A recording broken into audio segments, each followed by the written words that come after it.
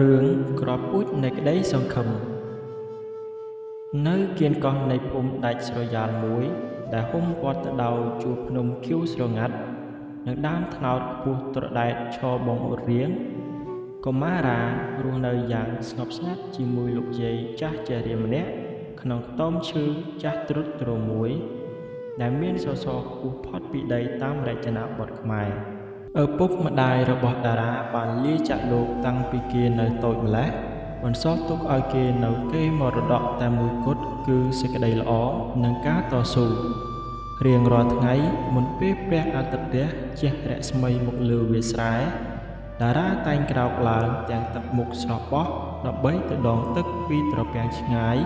រកបន្លែបង្ការតាមរបងផ្ទះនិងដាំបាយបម្រើលោកយាយដោយចិត្តកតញ្ញូបំផុតទោះបីជាជីវភាពសោកសោយរកព្រឹកខ្វះល្ងាចយ៉ាងណាក៏ដោយស្នាមញញឹមដ៏ស្មោះត្រង់របស់តារាតែងផ្ដល់កម្លាំងចិត្តដល់អ្នកភូមិដែលដើរកាត់មុខផ្ទះជានិច្ចនារដូវប្រាំងមួយដែលក្តៅហែងខ្លាំងខុសពីធម្មតាកម្ដៅថ្ងៃបានធ្វើឲ្យស្រែប្រេះស្រាំដោយក្រឡាអុកហើយទឹកក្នុងត្រពាំងដែលធ្លាប់តែពេញព្រាបក៏ចាប់ផ្ដើមរីងស្ងួតហួតហែងបង្កឲ្យមានភាពភ័យខ្លាចដល់អ្នកភូមិគ្រប់គ្នាក្នុងស្ថានភាពដ៏លំបាកនោះម្នាក់មនីទុកដាក់ស្បៀងអាហាររៀងខ្លួនហើយគ្មាននរណាម្នាក់ហ៊ានចែករំលែកសូម្បីតែបន្តិចឡើយថ្ងៃមួយមានបរិសុចំណាស់ម្នាក់ស្លៀកពាក់រហែករយេករយ៉ាក់ដើរចូលមកក្នុងភូមិទាំងទឹកមុខស្រេកឃ្លាននិងអស់កម្លាំងល្វត់ល្វីគាត់បានដើរសុំទានតាមផ្ទះអ្នកមានជាច្រើនប៉ុន្តែបែរជាត្រូវបានគេជេរស្ដីនិងដេញចេញទាំងអសប្បុរសកាលបើឃើញទស្សនភាពដ៏ខ្លោចចិត្តដូច្នោះ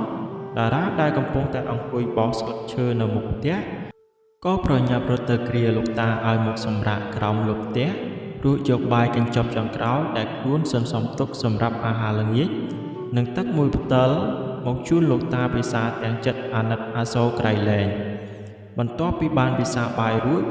លោកតាមានកម្លាំងមាំមួនឡើងវិញគាត់ក៏ញញឹមយ៉ាងស្រទន់ពោពេញទៅដោយក្តីមេត្តារួចដកផ្លែឈើតូចមួយពណ៌មាសភ្លឺថ្លាចេញពីថង់យាមចាស់រួចហុចឲ្យតារាហើយពោលថាចៅអើយទឹកចិត្តចៅធំធេងណាស់នេះមិនមែនជាផ្លែឈើធម្មតាទេតែវាជាផ្លែឈើនៃក្តីសង្ឃឹមចូលចៅយកវាទៅដាំនៅមុខផ្ទះចំពេលព្រះអាទិត្យរៀបលិចរួចស្រោចស្រពវាដោយទឹកចិត្តអត់ធ្មត់និងក្តីមេត្តានោះចៅនឹងឃើញអភូតហេតុដែលមិននឹកស្មានដល់គ្រាន់តែពោលចប់ភ្លាមស្រាប់តែបរិសុចំណាស់នោះក៏បាត់ខ្លួនដោយផ្សែងបាត់ស្រមោលធ្វើឲ្យតារានិងលោកជ័យមានការភ្ញាក់ផ្អើលជាខ្លាំងនៅពេលមេឃចាប់ដើមប្រែពណ៌ទៅជាពណ៌ទឹកក្រូចស្រទន់លាយឡំជាមួយពណ៌ស៊ីចម្ពូនិងស្វាយនៃពន្លឺអស់ស្ដងគត់ដ៏ត្រកាតារាបានលុតជង្គង់ចុះយ៉ាងថ្នមនៅលើដីមុខផ្ទះក្បែរឈើសសរចាស់គេបានជីកដីដោយយកចិត្តទុកដាក់រួចដាក់ផ្លែឈើនោះចូលទៅក្នុងដីដោយក្តីរំពឹងនិងការបួងសួងសុំសេចក្តីសុខនៅពេលដែលផ្លែឈើនោះប៉ះដីស្រទាប់ក្រោមស្រាប់តែមានអភូតហេតុកើតឡើងពន្លឺពណ៌មាសស្រទន់មួយបានជះចេញពីក្រោមផែនដីយ៉ាងកក់ក្ដៅហាក់ដូចជាមានដួងព្រលឹងនៃផែនដីកំពុងភ្ញាក់ដឹងខ្លួនឆ្លើយតបនឹងសេចក្តីស្មោះត្រង់របស់គេវាមិនមែនជាពន្លឺឆេះឆួលគួរឲ្យខ្លាចនោះទេប៉ុន្តែវាជាពន្លឺនៃភាពបរិសុទ្ធដែលជះទៅលើផ្ទៃមុខដ៏មានសង្ឃឹមរបស់តារាខណៈដែលលោកយាយឈរនៅមាត់ទ្វារផ្ទះសម្លឹងមកមើលចៅប្រុសទាំងទឹកភ្នែករលីងរលោងដោយក្តីរំភើប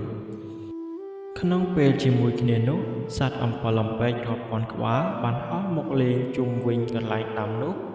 ដើម្បីបង្កើតបានជាទិដ្ឋភាពដ៏អស្ចារ្យដែលមិនធ្លាប់មានពីមុនមកក្នុងប្រវត្តិសាស្ត្រនៃភូមិនេះឡើយពេញមួយយប់នោះពន្លឺមាសបានជ្រាបចូលទៅក្នុងសរសៃដីទូទាំងភូមិសន្តិភាពលុះព្រឹកព្រលឹមឡើងដើមឈើមាសតូចមួយបានដុះចេញពីដីដែលតារាបានដាំប្រកបដោយស្លឹកពណ៌បៃតងត្បូងមរកតនិងផ្កាពណ៌មាសក្រអូបផ្សាយភាយពេញភូមិអ្វីដែលអស្ចារ្យបំផុតនោះគឺទឹកនៅក្នុងអណ្ដូងនិងត្រពាំងដែលធ្លាប់តែរីងស្ងួតបានត្រឡប់ពេញព្រាបវិញយ៉ាងសម្បូរហូរហៀហើយវាលស្រែដែលធ្លាប់តែប្រេះស្រាំ ក៏បានប្រែពណ៌ជាបៃតងខ្ចីត្រឹមតែមួយយប់អ្នកភូមិដែលធ្លាប់តែមានចិត្តកំណាញ់កាលបើឃើញអភូតហេតុដែលកើតចេញអំពីសេចក្តីល្អរបស់តារាក៏ចាប់ផ្ដើមផ្លាស់ប្ដូរគំនិតមកស្រឡាញ់រាប់អានចេះចែករំលែកនិងជួយគ្នាទៅវិញទៅមកតាមបែបអ្នកចិត្តខាងល្អដើមឈើមាសនោះមិនត្រឹមតែផ្ដល់ផលស្បៀងអាហារប៉ុណ្ណោះទេប៉ុន្តែវាក៏បានក្លាយជាជំរកនៃសេចក្តីសុខដែលតារាតែងតែបើកចំហឲ្យក្មេងៗនិងអ្នកភូមិមករៀនសូត្រអំពីតម្លៃនៃសីលធម៌និងការដឹងគុណចាប់ពីថ្ងៃនោះមកតារានិងលោកយាយមិនដែលខ្វះខាតឡើយហើយជីវិតរបស់ពួកគេក៏ពោរពេញទៅដោយសុខដុមរមនាតារាបានធំដឹងក្តីឡើងក្លាយជាបរិសុទ្ធម្នាក់ដែលមានគុណធម៌ខ្ពស់និងត្រូវបានគេគោរពស្រឡាញ់ទូទាំងភូមិស្រុករឿងរ៉ាវរបស់គេបានក្លាយជាវីរភាពដំណាលតគ្នាដល់ក្មេងជំនាន់ក្រោយដើម្បីជាការដាស់តឿនថាទោះបីជាយើងមានកំណើតជាកូនកំព្រាឬមានជីវភាពក្រីក្រខាងទ្រព្យសម្បត្តិយ៉ាងណាក៏ដោយក៏កុំឲ្យក្រចិត្តក្រគំនិតឲ្យតែយើងមានចិត្តសប្បុរសស្មោះត្រង់និងដឹងគុណចំពោះអ្នកមានគុណនោះជីវិតរបស់យើងនឹងជួបតែពន្លឺរស្មីនិងពរជ័យដូចជាក្របពូជនៃសេចក្តីសង្ឃឹមដែលដោះចេញពីបាតដៃនៃចិត្តបរិសុទ្ធដូចនេះដែរដូច្នេះរឿងនេះបានចប់តែប៉ុណ្ណេះសូមអរគុណ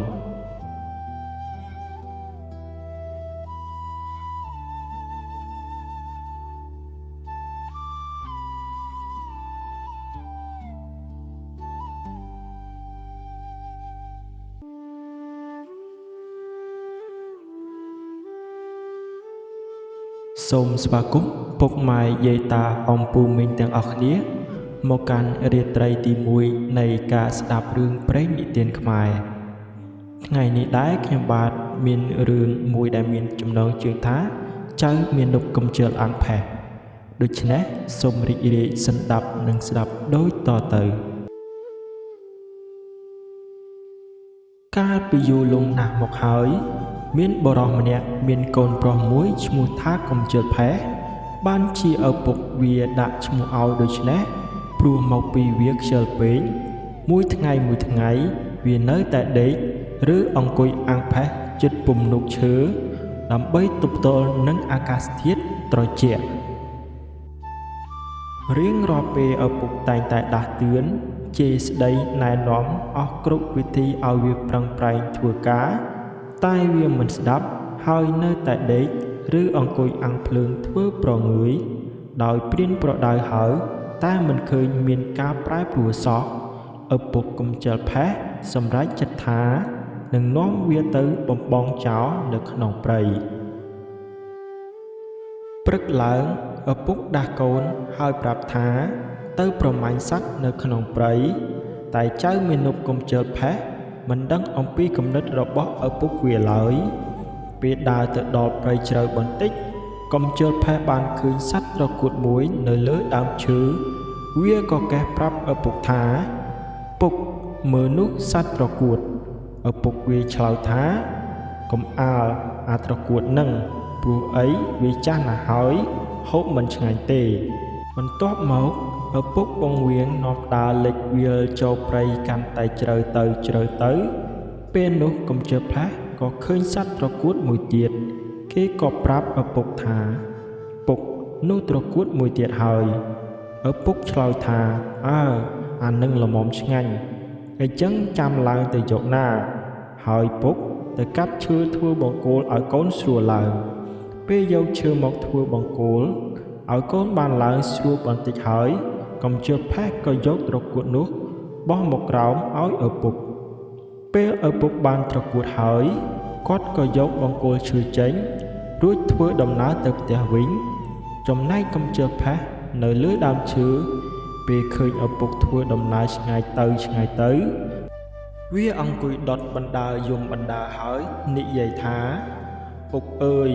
បើមិនស្រឡាញ់ខ្ញុំយ៉ាងណាក៏ដោយក៏មិនគួរណាពុកយកខ្ញុំមកចោលក្នុងព្រៃភ្នំ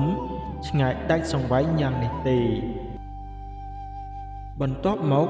សត្វឆ្អើរទាំងអស់នោះក៏បញ្ចេញក្លិនឈ្ងុយហើរទៅដល់ស្ដេចយក្សមួយ យៈនោះ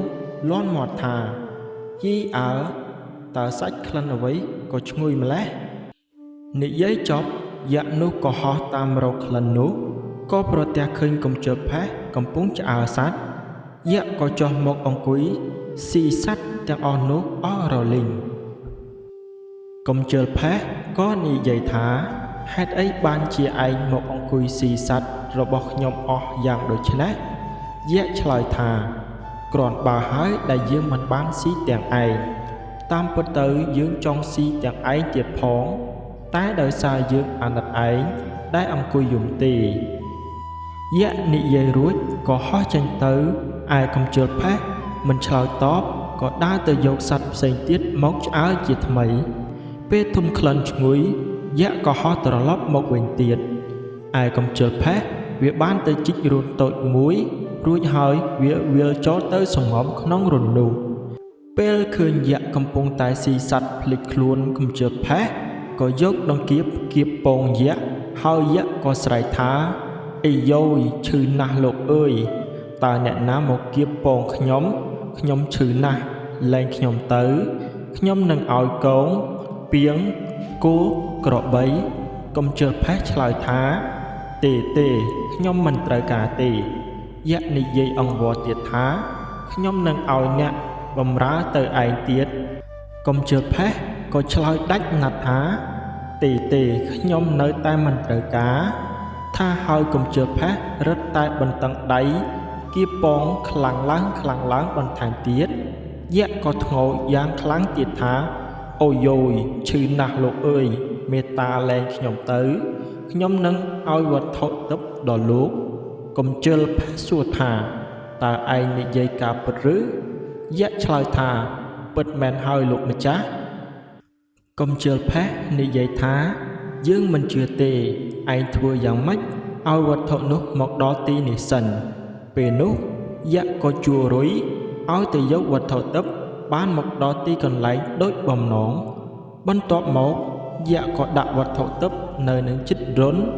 ដើម្បីប្រគល់ឲ្យចៅមាណុកកំជិលផេះមិនទាន់ទទួលទេគេក៏និយាយទៅកាន់យៈថាយើងមិនទាន់ជឿឯងទេចូលឯងធ្វើឲ្យយើងមើលសិនពេលនោះ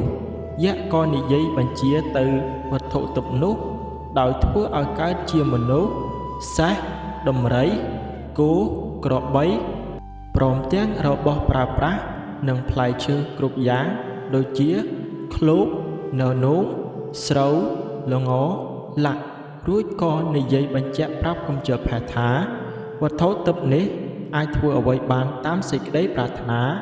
តែជាដំបូងគួរលោកម្ចាស់យកគ្រាប់ល្ពៅដាំសិនហើយបញ្ជាឲ្យវាលូតលាស់ទៅដល់ផ្ទះម្ដាយឪពុករបស់លោកសិនកំជិលផេះក៏ដាក់គ្រាប់ល្ពៅហើយបញ្ជាថាសូមគ្រាប់ល្ពៅខ្ញុំដាំនេះដោះលូតលាស់ឲ្យលឿនទាំងយប់ទាំងថ្ងៃទៅកាន់ផ្ទះម្ដាយឪពុករបស់ខ្ញុំជាបន្ទាន់ថាចប់ភ្លាមល្ពៅក៏ដោះលូតចេញយ៉ាងលឿនវាទៅកាន់ផ្ទះម្ដាយឪពុករបស់គេបានទាន់ចិត្តដូចបំណងចំណែកឪពុកម្ដាយកំជិលផេះវិញគ្មានអ្វីបរិភោគទេពួកគាត់ធុញទ្រាន់នឹងការបរិភោគតែដំឡូងនិងមើមក្ដួចជារៀងរាល់ថ្ងៃពេលនោះស្រាប់តែប្រទះឃើញត្រួយល្ពៅដែលបោះតងខ្ចីល្អនៅចំពោះមុខយ៉ាងដូច្នោះគាត់ក៏លាន់មាត់ថាយីអើតើត្រួយល្ពៅនោះដោះចេញមកពីឯណាតែទោះបីជាល្ពៅរបស់អ្នកណាក៏ដោយក៏ត្រូវតែបេះសិនដែរព្រោះវាដោះនៅមុខផ្ទះរបស់យើងហើយពួកយើងកំពុងតែឃ្លានផងពេលនោះអ្នកទាំងពីរក៏បេះយកមកធ្វើជាម្ហូបដោយយកត្រួយល្ពៅទៅចំហុយពេលពួកគាត់ត្រឡប់ត្រួយទៅម្ខាងស្រាប់តែត្រួយល្ពៅនោះคล้ายទៅជាបាយវិញ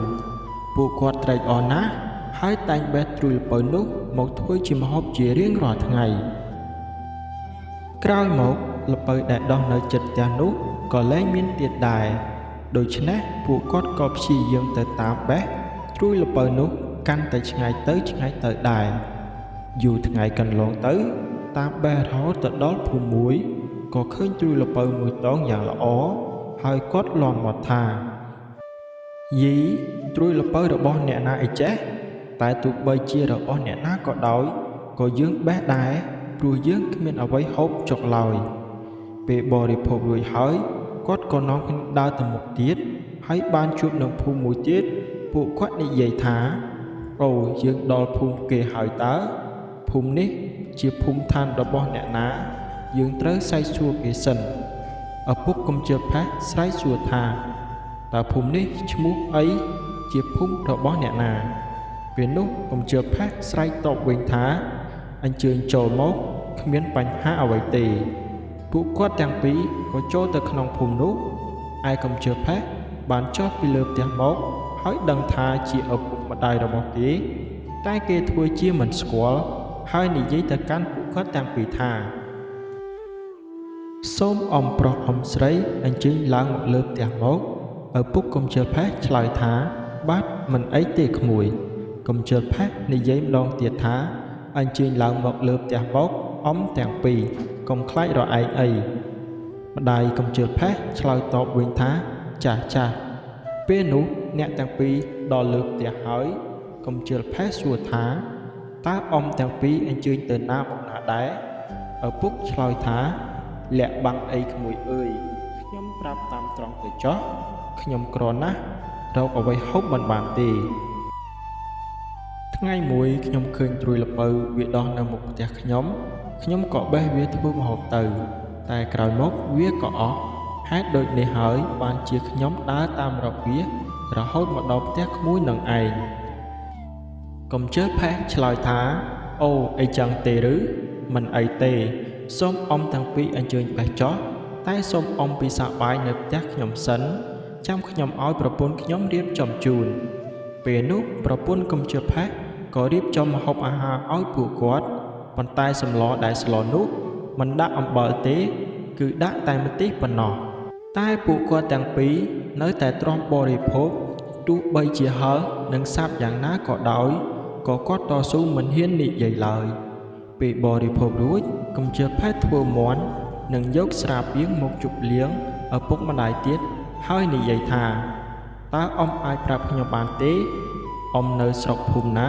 ពូជពងវងត្រកូលឈ្មោះអីដែរឪពុកម្ដាយកំជិលផាសតបវិញថាអ៊ំមិនអាចរាយរាប់ប្រាប់ក្មួយបានទេចំណែកក្មួយអាចនិយាយប្រាប់អ៊ំបានទេកំជិលផាសឆ្លើយថាបាទខ្ញុំអាចនិយាយបានកាលពីដើមឡើយខ្ញុំមានឪពុកម្ដាយតែគាត់ចិត្តដាច់ធម៌មេត្តាណាស់ឥតអាណិតស្រឡាញ់ខ្ញុំសោះឡើយហើយគាត់បានយកខ្ញុំទៅបំបងចោលនៅក្នុងព្រៃជ្រៅដោយឪពុកខ្ញុំក៏ហៅខ្ញុំថាកំជិលផាសឯងខ្ជិលណាស់ដូច្នេះឯងត្រូវទៅនៅព្រៃរកសត្វត្រកួតជាមួយពុកពេលចូលទៅដល់ព្រៃខ្ញុំបានឃើញត្រកួតមួយខ្ញុំប្រាប់គាត់រួចគាត់ឆ្លើយថាអានឹងចាស់ណាស់ហូបមិនឆ្ងាញ់ទេព្រោះគាត់ចង់នាំខ្ញុំទៅឲ្យបានឆ្ងាយដើម្បីកុំឲ្យខ្ញុំស្គាល់ផ្លូវមករកផ្ទះវិញគាត់ក៏នាំខ្ញុំចូលក្នុងព្រៃសែនឆ្ងាយពេលនោះខ្ញុំក៏ឃើញត្រកួតមួយទៀតគាត់បង្គាប់ឲ្យខ្ញុំឡើងតែពេលខ្ញុំទម្លាក់ត្រកួតឲ្យគាត់បែរជាគាត់ដកបង្គោលឈើចេញបន្ទាប់មកគាត់ក៏ចេញចោលខ្ញុំទៅទោះបីខ្ញុំជាស្រែកយំយ៉ាងណាក៏ដោយតែខ្ញុំមានសំណាងល្អអាចមានជីវិតរស់នៅបានរហូតដល់សប្តាហ៍ថ្ងៃនេះពេលនោះម្ដាយឪពុកកំជិលផាសឆ្លើយថាអូតាមពិតកូនឯងតើកំជិលផាសសើចហើយយកបំពង់បឺស្រាឲ្យឪពុកម្ដាយផឹកទៀតឪពុកម្ដាយកំជិលផាសក៏និយាយបន្តទៀតថាកូនពុកម៉ែខុសហើយទោះបីជាឯងវាយឬឯងសម្លាប់ក៏ម៉ែពុកមិនដឹងធ្វើអ្វីតបតវិញដែរកំជិលផាសថាបើអីចឹងសូមពុកម៉ែត្រឡប់ទៅផ្ទះវិញចុះចាំខ្ញុំឲ្យដំរីចេះហោះជូនឪពុកម្ដាយទៅភូមិវិញកំជិលផាសក៏ជប់ដំរីហោះមួយឲ្យឪពុកម្ដាយគេរួចប្រាប់ថាប្រសិនបើទៅដល់ភូមិហើយសូមពុកម៉ែដកឆ្នុកលើក្បាលដំរីចេញវានឹងចុះដល់ដីហើយពេលនោះឪពុកម្ដាយក៏លាកូនហើយក៏ឡើងជិះដំរីហោះរហូតមកដល់ភូមិលុះមកដល់ភូមិហើយពួកគាត់ក៏ដកឆ្នុកក្រវ៉ាត់នោះចោលហើយដំរីនោះក៏ចេញខ្យល់ធ្លាក់មកដល់ដី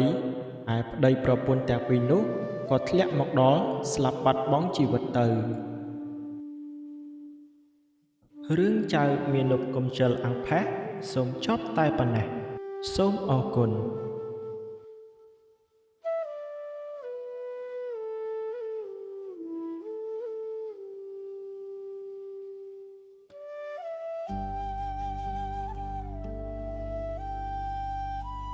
សូមស្វាគមន៍ពុកម៉ែយាយតាអំពូមីងទាំងអស់គ្នា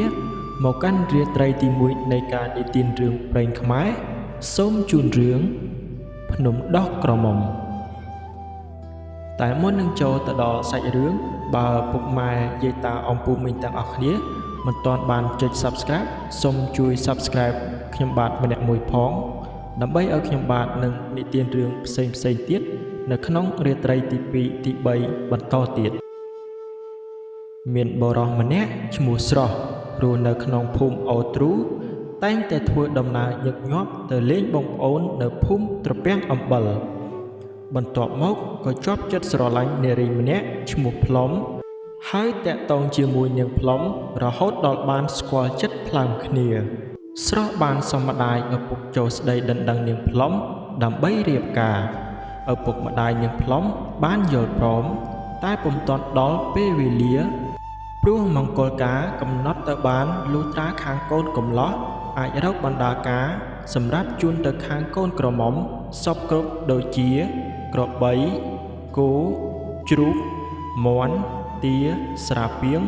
ព្រមទាំងគ្រឿងអលង្ការជាដើមស្របពេលដែលគ្រួសារស្រស់រកចំនួនបានហើយខាងគ្រួសារនាងផ្លុំដែលកំពុងត្រៀមលក្ខណៈទទួលកូនកំឡោះនោះក៏ជួនត្រូវចំពេលប្រមូលផលស្រូវពិធីរៀបការត្រូវពន្យាពេលសិនដូច្នេះគេត្រូវរៀបចំពិធីសែនព្រលឹងស្រូវជាមុនព្រោះស្រូវដែលប្រមូលផលបានមកដាក់ក្នុងជង្រុកហើយមិនទាន់បានសែនព្រលឹងមិនអាចយកទៅបុកបរិភោគបានឬក៏ប្រើប្រាស់នៅក្នុងពិធីមង្គលការបានឡើយព្រោះអាចធ្វើឲ្យមានគ្រោះចង្រៃដល់គូស្រករថ្មីថ្ងៃនេះគ្រួសារនាងផ្លុំរៀបចំសែនព្រលឹងស្រូវដើម្បីអំពាវនាវហៅព្រលឹងស្រូវដែលវង្វេងបាត់ក្នុងព្រៃដោយសត្វស៊ីបំផ្លាញឬដោយអ្នកថែរក្សាព្រៃភ្នំចាប់ឃាត់ទុកពេលនោះឪពុកម្ដាយនាងផ្លុំឆ្ងល់យ៉ាងខ្លាំងព្រោះនាងផ្លុំបានទៅដងទឹកយូរពេកមិនឃើញត្រឡប់មកផ្ទះវិញមនុស្សគ្រប់គ្នាស្រែកត្រកូកហើយទៅរកដល់អណ្ដូងទឹកឃើញតែសះនិងឃ្លោកសម្រាប់ដងទឹកហើយនឹងផ្តិលធ្វើពីឃ្លោកតែមិនឃើញនាងផ្លុំដំណឹងនេះធ្វើឲ្យស្រស់ព្រួយចិត្តយ៉ាងខ្លាំង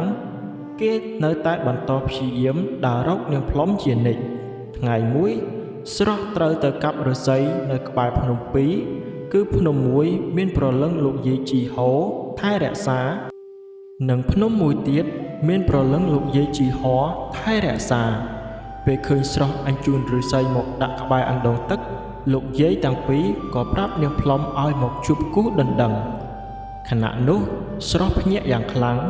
នាងផ្លុំក៏រៀបរាប់ពីសេចក្តីនឹករលឹករបស់ខ្លួនចំពោះស្រស់រួមទាំងដំណើរជីវិតនាងនៅក្នុងពេលបាត់ខ្លួននាងបញ្ជាក់ថាលោកយាយទាំងពីរឃាត់ខ្លួនឲ្យនៅជួយថែរក្សាទឹកដីម្ដុំអស់នេះនាងក៏បបួលស្រស់មករស់នៅជាមួយនាងដើម្បីកសាងសុភមង្គលជាមួយគ្នាស្រស់មិនបដិសេធសំណើរបស់នាងផ្លុំឡើយហេតុការបាត់ខ្លួនស្រស់បន្ទាប់ពីបាត់ខ្លួននាងផ្លុំធ្វើឲ្យមានការជ្រួលច្របល់ពេញភូមិដូច្នេះគេក៏នាំគ្នាប្រារព្ធពិធីបន់ស្រន់ក្រោយពីបន់ស្រន់រួចគេមិនឃើញបាត់ខ្លួនមនុស្សដទៃទៀតឡើយចូលដល់រដូវធ្វើចំការឪពុកនាងស្រស់បានទៅធ្វើស្រែចម្ការនៅឯភ្នំជីហោនិងជីហោហើយក៏បានជួបនឹងស្រស់និងនាងផ្លុំអ្នកទាំងពីររៀបរាប់ថាគេជាអ្នកត្រូវជួយថែរក្សាភូមិស្រុកនៅម្ដុំនេះសូមឲ្យពុកម៉ែបងប្អូនកុំពិបាកចិត្តបើមានទុក្ខសូមអ្នកទាំងអស់ធ្វើពិធីសែនព្រេនរំលឹកដល់ម្ចាស់ទឹកដីនិងបារមីភ្នំនៅទីនេះនឹងបានសេចក្តីសុខហើយម្យ៉ាងវិញទៀតលោកយាយទាំងពីរបានផ្ដាំថាចាប់ពីថ្ងៃនេះទៅសូមឲ្យអ្នកស្រុកហៅភ្នំនេះថាភ្នំស្រស់ផ្លុំវិញ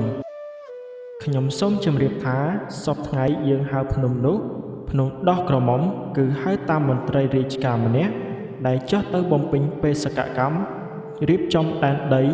តំបន់ក្បែរភ្នំនោះនៅក្នុងទសវត្សរ៍ឆ្នាំ 1950 និងដើមទសវត្សរ៍ឆ្នាំ 1960 ដើម្បីបង្កើតខេត្តថ្មីមួយទៀតគឺខេត្តរតនគិរីទឹកដីនៃខេត្តនេះតាំងពីសម័យអាណាព្យាបាលបារាំងរហូតដល់ឆ្នាំ 1961 គេស្គាល់ថាជាតំបន់ផ្លូវឆ្លងលើនៃស្រុកមួយក្នុងខេត្តរតនគិរីការប្រសិទ្ធនាមថាភ្នំដោះក្រមុំគឺយោងតាមរូបរាងរបស់ភ្នំដែលមានសភាពដូចជាសុដន់នារីក្រមុំព្រហ្មចារីដែលកំពុងដេកផ្ងាប្រសិនបើគេមើលសម្លឹងតាមបង្អួចយន្តហោះនោះឃើញរាងរៅភ្នំកាន់តែដូចបេះបិទបន្ទាប់មកឈ្មោះភ្នំនេះក៏បានជ្រួតជ្រាបទៅដល់បងប្អូនខ្មែរនិងភ្នងដែលរស់នៅខេត្តរតនគិរីដោយមានជំនឿយ៉ាងខ្លាំងពីភាពស័ក្តិសិទ្ធិរបស់ភ្នំនេះទាំងបងប្អូនខ្មែរទាំងបងប្អូនភ្នងដែលរស់នៅខេត្តមណ្ឌលគិរីគោរពភ្នំនេះណាស់តាំងពីដំបូងគេសង់ខ្ទមបានដាក់ដុំថ្មជានិមិត្តរូបក្រោយមកខ្ទមនេះគេរើជាបន្តបន្ទាប់រហូតឈានដល់សាងសង់ជារូបយ៉ាងមាំហើយឆ្លាក់រូបបដិមាធ្វើអំពីថ្មកែវយ៉ាងធំយកពីខេត្តពោធិ៍សាត់តម្កល់លើភ្នំនាថ្ងៃទី30 ខែមិថុនាឆ្នាំ 2004 គេហៅថាលោកតាស្រស់ភ្នំដោះក្រមុំភ្នំដោះក្រមុំជាទីមនោរម្យដែលតែងតែនាំគ្នាឡើងទៅមើលទេសភាពដ៏ស្រស់ត្រកាលនៃទីទឹកដីខេត្តហើយស្រូបយកខ្យល់អាកាសដ៏ត្រជាក់ជាទីជាប់ចិត្តព្រមទាំងបានធ្វើកិច្ចគោរពបូជាចំពោះវត្ថុស័ក្តិសិទ្ធិនៅទីនោះផងដែរសូមអរគុណ